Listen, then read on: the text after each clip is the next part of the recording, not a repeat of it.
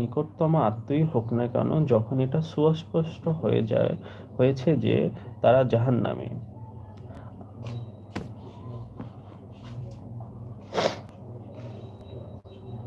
আর ইব্রাহিম তার পিতার জন্য ওয়াদার কারণে ক্ষমা চেয়েছেন যখন তাহার আছে এ কথা স্পষ্ট হয়ে গেছে যে সে আল্লাহর শত্রু, তখন তিনি সম্পর্ক ছিন্ন করেছেন।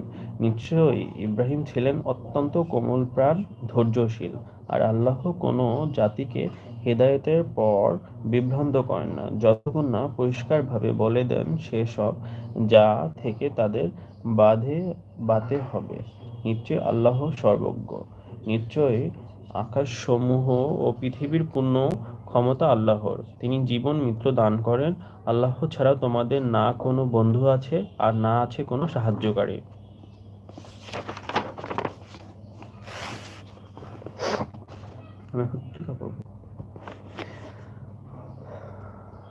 তাদের স্বাধীন আচরণে বাধা না দিয়ে তাদেরকে তাদের অবস্থায় ছেড়ে দাও।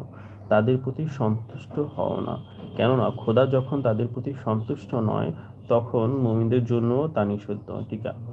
সাবেক এবং অগ্রবর্তী বলতে সমস্ত মুজাহের ও আনসারকে, আর তাদের অনুগামী বলতে সমস্ত মুমিনদেরকে বোঝানো হয়েছে। অনুগামীদের মধ্যে আনসার ও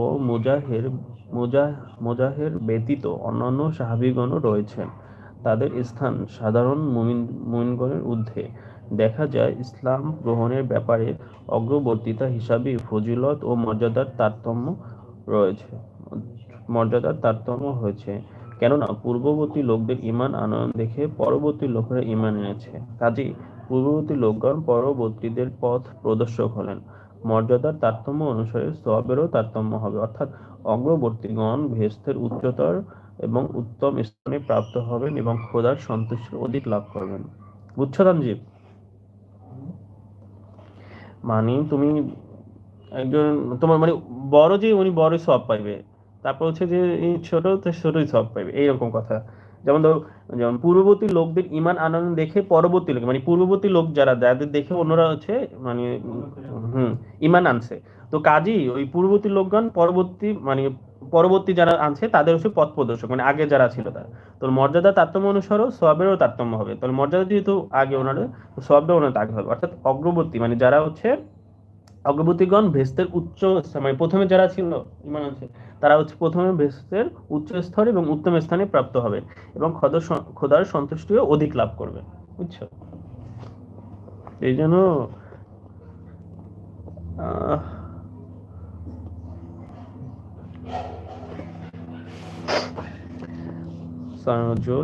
মদিনার আবু আমের নামের এক ব্যক্তি রাসূল সাল্লাল্লাহু আলাইহি সাল্লামের বিরোধিতায় সর্বদাই মশগুল থাকত। বদর যুদ্ধের পর মদিনা শরীফ গিয়ে কাফেরদের সাথে একত্রিত হয় এবং উহুদ ও হুনাইন যুদ্ধ সহ অনেক যুদ্ধেই মুসলমানদের বিরুদ্ধে লড়াই করেছে।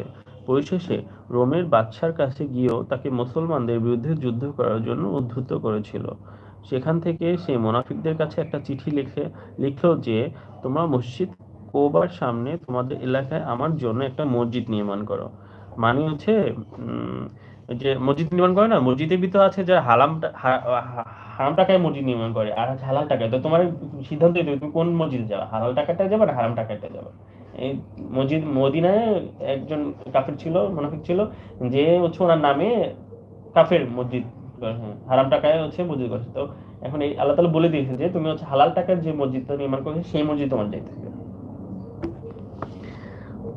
একটা মসজিদ নির্মাণ করো। আমি মদিনায় যখন আসবো তখন সেখানে বসে সকল কর্মসূচি নির্ধারণ করব। মুনাফিকরা মসজিদ নির্মাণ করলো। রাসূল সাল্লাল্লাহু আলাইহি সাল্লাম তাবুকের যুদ্ধে যাওয়ার প্রস্তুতি নিচ্ছিলেন। এমন সময় মসজিদ নির্মাণকারীদের কতিপয় লোক এসে তাকে উক্ত মসজিদে এক ওয়াক্ত নামাজ আদায় করার জন্য অনুরোধ জানান। দেখছো, এই যে কাফের যে মসজিদ, সেখানে নামাজ পড়তে অনুরোধ করা হয়েছিল রাসূল সাল্লাল্লাহু আলাইহি সাল্লামকে।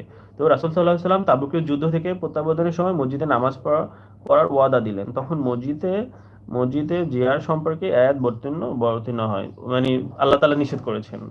মানে উনি নবী সাল্লাল্লাহু আলাইহি ওয়াসাল্লাম যখন ওরা বলছিল তখন ওয়াদা করছিল, কিন্তু পরে নবীকে বোঝানোর জন্য আল্লাহ তাআলা এই যে আয়াতটা আমি পড়লাম না, আয়াতটা নাযিল করেছেন।